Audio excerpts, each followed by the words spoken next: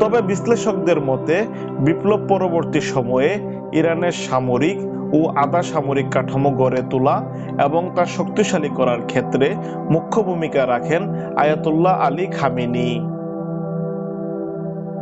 এই কাঠামো একদিকে যেমন দেশের প্রতিরক্ষা নিশ্চিত করেছে, অন্যদিকে তেমনি আঞ্চলিক ও আন্তর্জাতিক অঙ্গনে ইরানের প্রভাব বিস্তারে সহায়ক হয়েছে।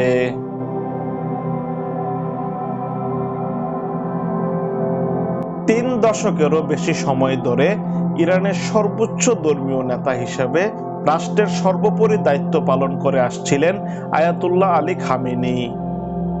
অন্যান্য মুসলিম দেশগুলো যখন পশ্চিমা অর্থাৎ যুক্তরাষ্ট্রের তোষামোদী ও গোলামিতে ব্যস্ত ছিল, তখন একমাত্র খামেনিই ছিলেন প্রতিবাদী কণ্ঠস্বর। তার মৃত্যুতে মুসলিম বিশ্বের অপূরণীয় ক্ষতিসাধিত হলো। তবে তিনি ইসলাম বিদ্বেষী যুক্তরাষ্ট্র ও ইসরায়েলের বিরুদ্ধে আপোষহীন নেতা হিসেবে মুসলিম বিশ্বে অবিস্মরণীয় হয়ে থাকবেন।